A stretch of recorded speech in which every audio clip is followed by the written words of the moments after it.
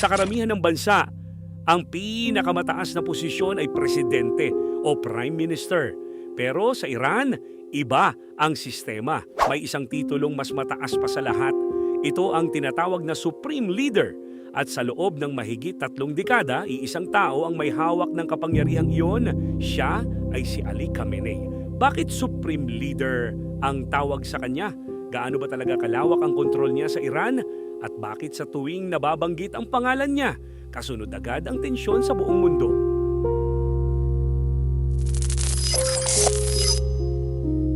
Ang Iran ay hindi ordinaryong republic.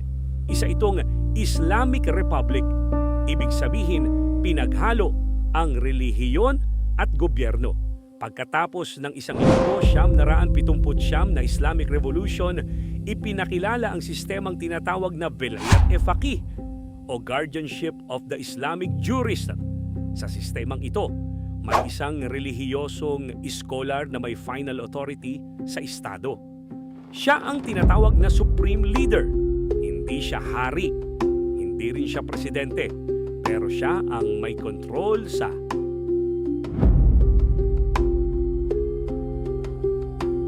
madaling salita, siya ang pinakamakapangyarihan sa Iran.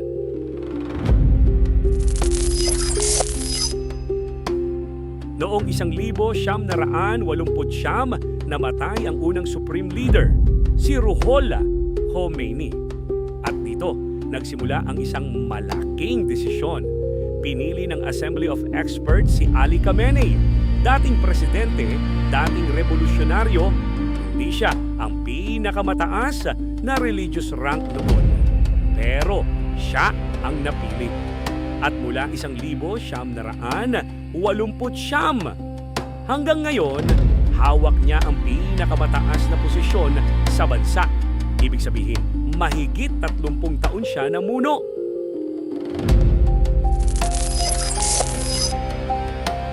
Ang presidente sa Iran ay may term limit, pero ang Supreme Leader walang fixed term. Mananatili siya sa posisyon hanggat buhay siya o hanggat hindi siya pinapatalsik ng Assembly of Experts. Sa praktikal na realidad, napakahirap alisin ang isang Supreme Leader. Kaya si Khamenei ay naging isa sa pinakamatagal na ruling leader sa Middle East.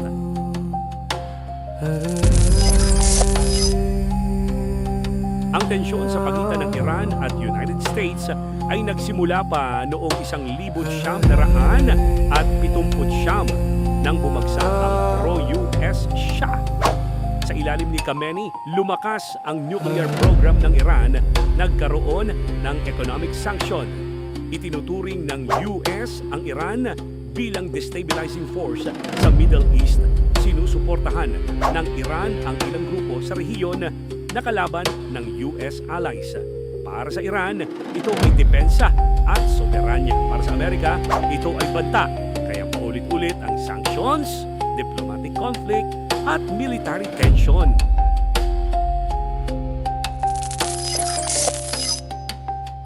Sa loob ng Iran, hati ang opinyon.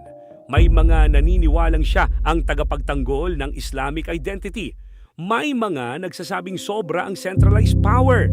Nagkaroon ng malalaking protesta sa mga nakaraang taon. Pero nananatili ang kanyang posisyon.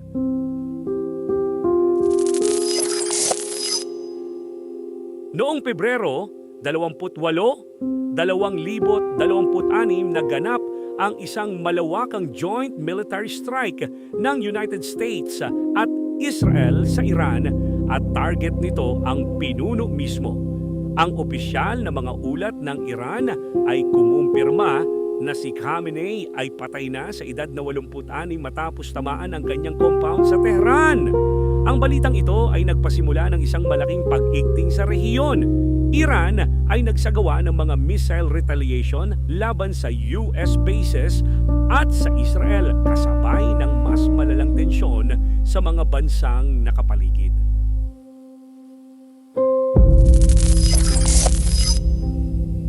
Sa kawalan ng bagong Supreme Leader, may rumaragasang debate sa loob ng Iran. Sino ang susunod sa kapangyarihan? Magkakaroon ba ng bagong direksyon ang bansa magiging mas mapayapa o mas magulo ang rehiyon. Dahil ang posisyon ng Supreme Leader ay hindi basta isang titulo. Ito ay simbolo ng isang sistema na nagdurugtong ng relihiyon at estado may impluwensya sa politika, seguridad at pananampalataya.